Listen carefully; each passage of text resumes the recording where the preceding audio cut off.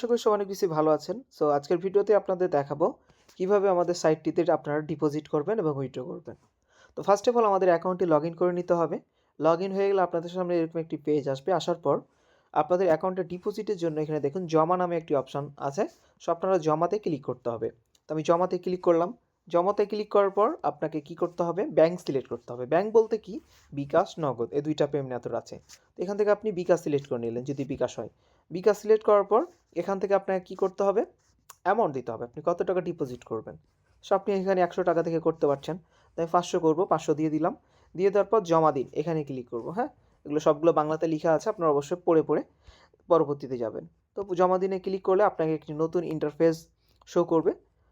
এখানে প্রসেসিং হচ্ছে, আপনারা কিছুক্ষণ ওয়েট করবেন। এই যে ওয়েট করলে দেখতে পাচ্ছেন আপনাকে এখানে একটি পেমেন্ট মেথড দেওয়া হলো। এখানে কি করতে হবে? সুন্দরভাবে বাংলায় লিখা আছে, আপনারা অবশ্যই একটু মনোযোগ দিয়ে পড়ে নেবেন। এটি যেহেতু বিকাশ এজেন্ট নাম্বার, সেহেতু আপনাকে অবশ্যই বিকাশ অ্যাপ থেকে ক্যাশ আউট করতে হবে। তো এখানে দেখেন কপি বাটন, নাম্বারটি সুন্দরভাবে কপি করবেন। কপি করে নেওয়া যাওয়ার পর আপনি বিকাশ অ্যাপে চলে যাবেন। চলে যাওয়ার পর ক্যাশ আউট অপশন সিলেক্ট করবেন। গিয়ে যে নাম্বারটি কপি করলেন পেস্ট করে দিবেন, ৫০০ টাকা ক্যাশ আউট করবেন। ক্যাশ আউট করা সাকসেসফুল হলে একটি ট্রানজ্যাকশন আইডি দেখতে পাবেন সব নিচের কর্নারের দিকে। এরপর ট্রানজ্যাকশন আইডিটি ফাঁকা করে দিয়ে দিবেন। এই যে আপনি এই টাইপের একটি ট্রানজ্যাকশন আইডি পাবেন। ট্রানজ্যাকশন আইডিটি দেওয়া হয়ে গেলে নিশ্চিতে ক্লিক করবেন। নিশ্চিতে ক্লিক করার পর দেখতে পাচ্ছেন আপনাকে এখানে কি করতে হবে? সাবমিট বাটনে ক্লিক করতে হবে। সাবমিটে ক্লিক করলে আপনার টাকাটা যদি সফলভাবে পাঠানো হয়ে থাকে অথবা আপনি যদি সঠিক ডিটেলসগুলো পূরণ করে থাকেন, তাহলে আপনার টাকাটি সম্পূর্ণ সাকসেসফুলভাবে অ্যাড হয়ে যাবে। যখন অ্যাড হবে আপনি এখানে দেখতে পারবেন। ক্লিয়ার? এরপর আসি আমরা কিভাবে টাকাটি উত্তোলন করব। উত্তোলনের জন্য সুন্দরভাবে লিখা আছে উত্তোলন। উত্তোলনে ক্লিক করব। উত্তোলনে ক্লিক করার পর আপনাকে একটি ওয়ালেট অ্যাড করতে হবে, অর্থাৎ আপনার ব্যাঙ্ক অ্যাকাউন্ট নাম্বার। তো এখানে যে দেখতে পাচ্ছেন প্লাস আইকনে ক্লিক করব। এরপর আপনি বিকাশ, নগদ না রকেট নাম্বার অ্যাড করবেন, সেটা দিতে হবে। আমি বিকাশ অ্যাড করব, বিকাশ। এরপর বিকাশ প্রাপকের পূর্ণ নাম লিখতে হবে। ঠিক আছে? সো আমি বিকাশ অ্যাকাউন্টের পূর্ণ নামটা লিখে দিলাম, অর্থাৎ আপনার নাম লিখে দিবেন।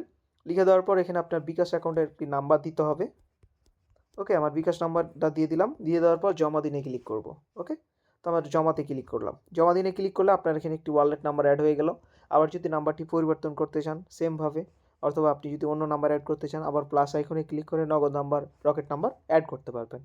ওকে, এরপর হচ্ছে এখন আসি আমরা টাকা উত্তোলন করব কিভাবে। উত্তোলনের জন্য আমাদের কি করতে হবে? ব্যালেন্সটা এখান থেকে দিতে হবে। ব্যালেন্সটা কত টাকা উইথড্র করছেন আপনি দিয়ে দিবেন। আমি ২০০ টাকা করব, ২০০ টাকা দিয়ে দিলাম। দিয়ে দেওয়ার পর আপনাকে অবশ্যই অ্যাকাউন্টে কিন্তু ব্যালেন্স থাকতে হবে। আমার বর্তমানে অ্যাকাউন্টে কিন্তু জিরো ব্যালেন্স এবং উপলব্ধ ব্যালেন্সও কিন্তু জিরো। সেহেতু আপনি এই মুহূর্তে টাকাটা উঠাতে পারবো না।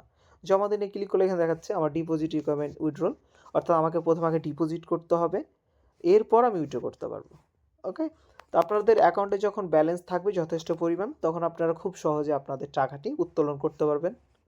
এরপর ডিপোজিট উইথড্র করতে গিয়ে আপনারা অনেকেই বিভিন্ন ধরনের সমস্যায় পড়েন। এর জন্য আপনারা কি করবেন?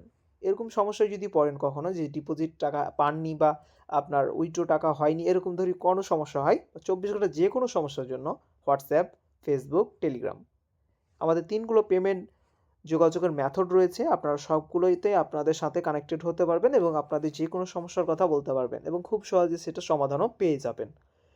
তো সবাই আশা করি ক্লিয়ারলিভাবে বিষয়টিগুলো বুঝতে পেরেছেন। তো দেখা হচ্ছে পরবর্তী ভিডিওতে। ধন্যবাদ সবাই।